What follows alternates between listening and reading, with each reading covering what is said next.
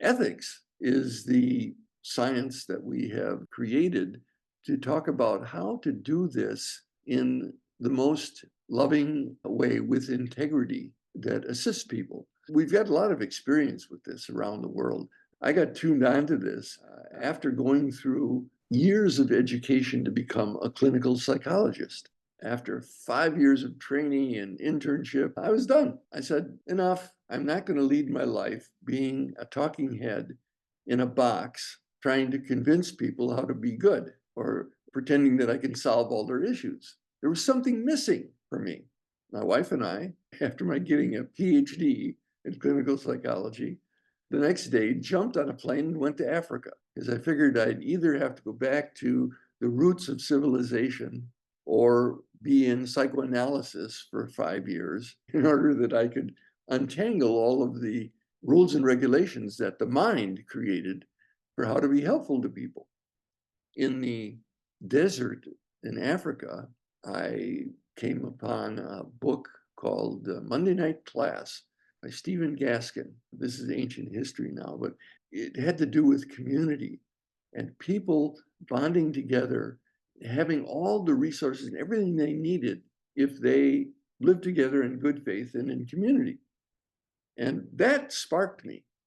Then I came back to the United States and we started getting our fingers in the dirt and planting gardens and doing things that were very earthy and very simple.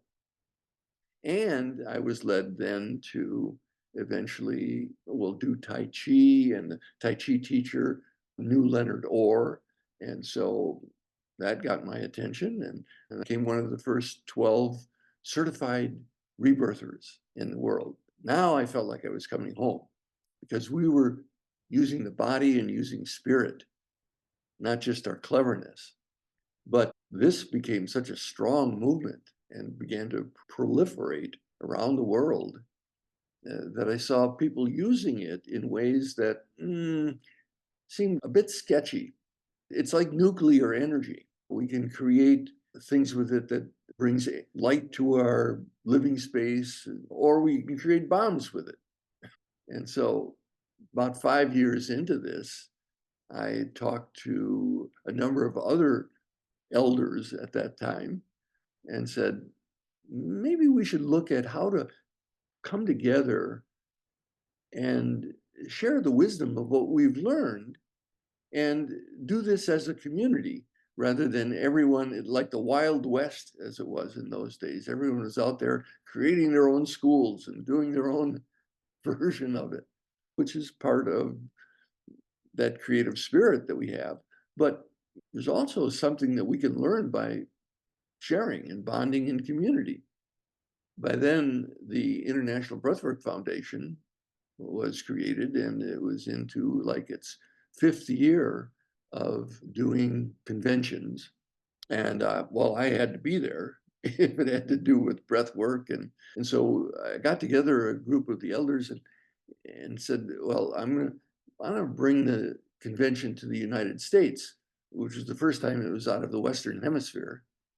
And there we decided to form a group that would investigate what is the best way to train people in breath work. What are good ways, at least, not the best, but what are good ways to train people in breath work? And what does it mean to be really ethical? So we started the seeds of what became the Global Professional Breathwork Alliance, which is still in operation today. It still looks to make this a profession rather than just every person for themselves.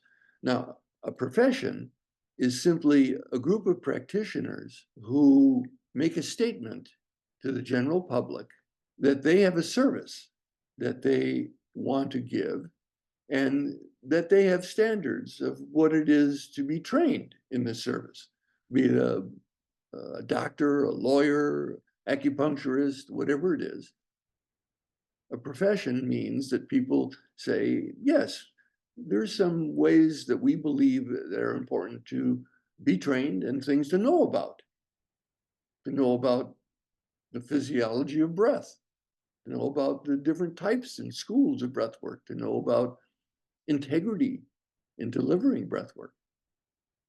and it monitors those practitioners. So when someone says that I want to be a breathwork practitioner and they sign on to the community of professionals, they pledge their integrity. And if they're going out of integrity or getting a little sketchy about it, well, others will help them get back on course. So they have a resource that's with them. And that is in operation today. It's becoming more of a important next step in our bringing breath work and having it validated in the world. We're going to have to open the doors here to, first of all, see if someone has questions about ethics itself in breath work. When you kind of like spoke about the ethics of kind of like creating a practice and only using um methods that we're kind of like properly trained in. We're trained kind of like in bioenergetics by Alexander Lowen. In terms of using that in sessions and kind of like bringing in stimuluses from stuff we have on this course, how much of that do you think is kind of like possible, or do you think if we say, for example, want to bring in an exercise that we've read about in that bioenergetics, even though we've kind of like discussed it here, bioenergetics? Excellent question. Thank you. Because that question takes us to the heart of ethics, actually. And as Kylia Taylor said, it's about right relationship. It's about our inner moral compass. I took the tack in creating a school of breath work that is more inclusive, that invites people who say have a skill set in helping others, and others saying, no, you can't use that anymore. The only thing you can do is use breathing. You've got to be a breath coach, and that's it. It seems to be a little more complicated if we're bringing in our acupuncture or our healing touch or our spiritual teachings. And it's like, how do we keep control of this? Well, the truth is we don't keep control of it. We have to go inside and see, is what I'm introducing here actually helping the course of someone's increasing their aliveness and empowering them? Or is it just showing like, hey, I got a lot of stuff here to share with you? We've got to be honest with ourselves about, I am there to be a resource to them and to use whatever skills I have. Some of them may be things I learned in graduate school, but I have to check in with my inner moral compass as to what's my ego getting in the way here, and I want to show off about something, or what could be genuinely useful. And so I come from an inclusive approach, but it's also an approach that is experimental and working with someone rather than I'm working on them.